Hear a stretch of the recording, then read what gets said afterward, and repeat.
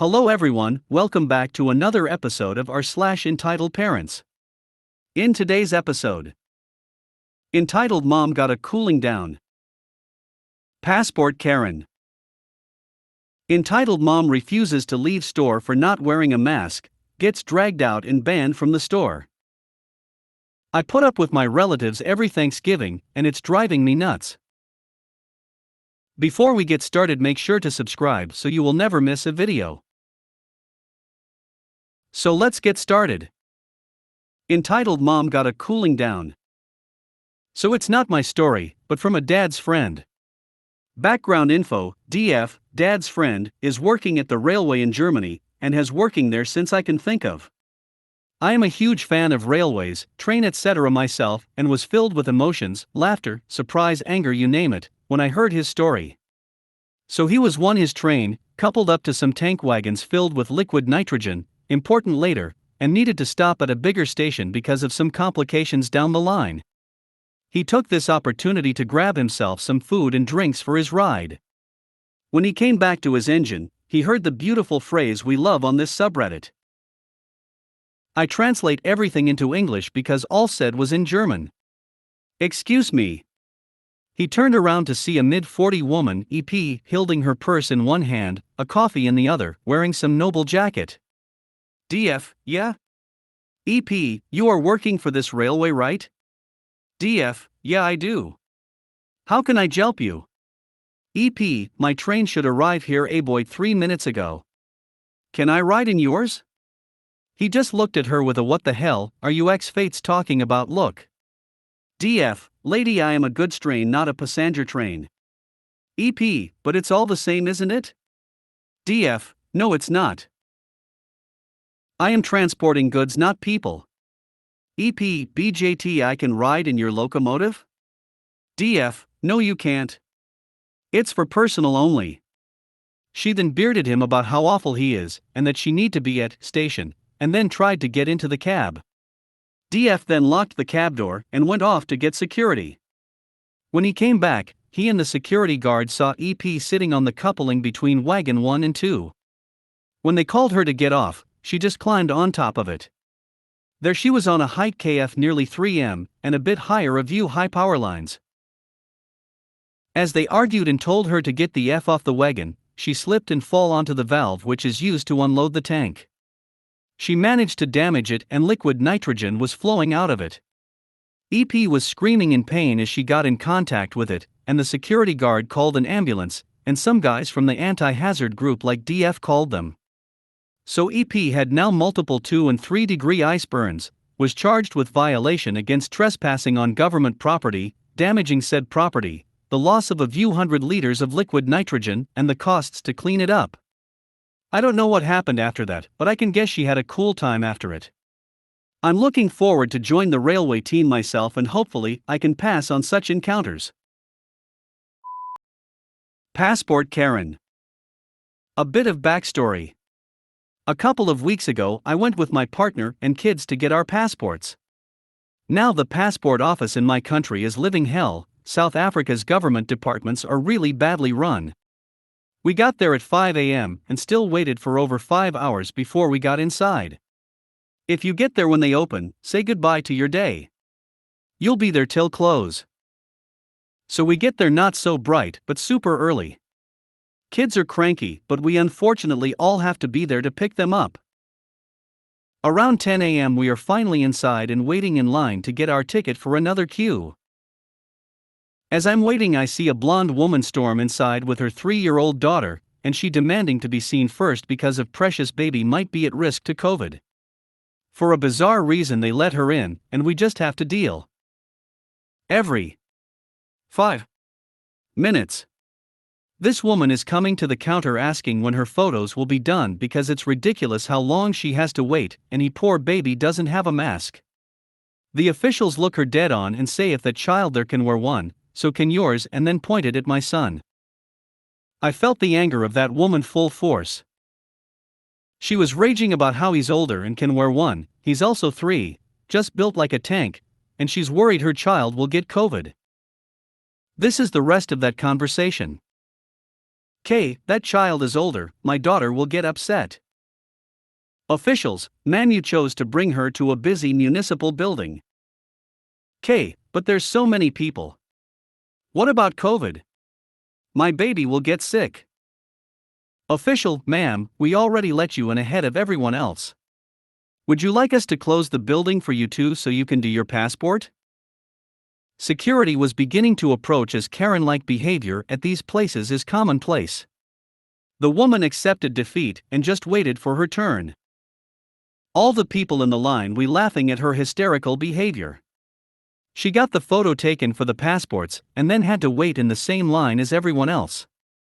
I was out before her, but the process for fingerprinting takes a while, so I'm sure she was there for another hour or so. I wish I could have said the security removed her, but I'm pretty sure she realized that if she was thrown out today, it would be more waiting another day. Entitled mom refuses to leave store for not wearing a mask, gets dragged out and banned from the store. This story didn't happen entirely to me, but the others around me. Me and my friend, Cedric, were at the store before we had to go to school. This happened last Friday before the break. For context, there's a gas station only 5 minutes from our bus stop. We don't go there often, but I was hungry and my friend wanted some Takis. So we get to the store and this white, brown-haired woman who looked in her mid-30s came in after we walked in with 2 children, one's in elementary and probably missed the bus, and the other one who looks like he's in middle school and probably is grabbing something with his mom before she drives him to school. He most likely a car rider because the bus comes super late every morning. An employee points out that the store has a non-strict, but still their policy for mask. This woman was coughing and so was her 2 demon spawns. The employee asked her to put on a mask because she seemed sick. I'm not sick, cough, they're just allergies. Employee, it might seem like allergies, but it might be a sign of something else.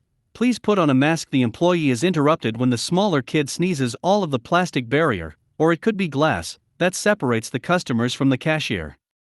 Obviously disgusted by that, the cashier backs up. Employee, AYE. Cedric, you backs up.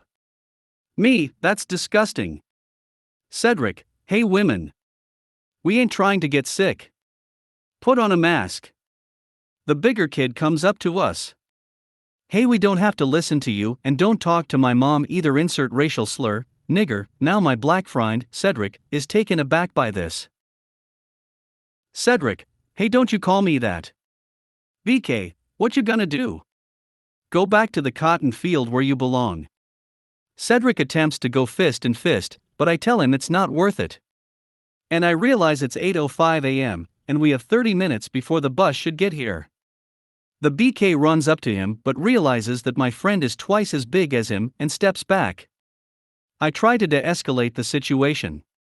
Me, hey, why don't we all calm down? You're a car rider, right? Shouldn't your mom be taking you to school? BK, what's your point, white boy? Now, I'm not white, I'm mixed and light skin. Me, okay, listen, there isn't a point, but you need to calm down. Meanwhile, his mom is causing problems. I don't have to wear a mask. Legally, you can't make me. And other nonsense and excuses. Employee, you know what, how about I call someone who knows the law? And he proceeds to dial 911. 3 minutes later, the police pulls up. Officer, that man points at employee *is harassing me and my son, and those 2 children are assaulting my other son, points at us *. Employee, you see this woman is sick and refuses to put on a mask. Officer, is that true? No. Not at all. I point to the security cameras. The color drains from the EM's face. The officer checks the security cameras and arrests the EM, and the kids are picked up by their dad, and me and Cedric get our snacks and notice the bus about to pull into our street. Me and Cedric run to the bus stop. I don't know what happened to the mom afterwards. But I did enjoy my M&Ms. I put up with my relatives every Thanksgiving, and it's driving me nuts. I can't believe I'd ever have anything to post here, but I guess things can change. For some backstory, I am an autistic, 18-year-old girl. I still live with my mother for personal reasons that I won't go into. But because I am grateful for it, I put up with a lot of stuff that causes me a lot of burnout and whatnot. Every holiday my cousin and her kids as well as my older sister and her kids come over. I put up with it despite hating both of their children. I never take it out on them, because they're kids and didn't choose to be so annoying. All I ever ask for is to be left alone in my bedroom so I don't have to be around these people. Every year, without fail, my room becomes the hangout for the world's most annoying kids. Our cast, for some context about how bad it is. Cousin 1, a annoying 14-year-old who's in that racism and sexism is funny stage, and likes saying sh*t that he knows upsets me. Nephew 1, sort of follows cousin 1 around all the time even though he actually has a set of morals. Comes into my room just to argue with him. Cousin 2, a little girl who's a real sweetheart, but still overwhelming to be around cause her brother bullies her, and I have to tell him odd. Nephew 2, he's like 3, but has latched onto me like I'm the coolest person in the world. Which s**ck's, cause he does so by saying my name over and over again, and touching my sh*t like it belongs to him.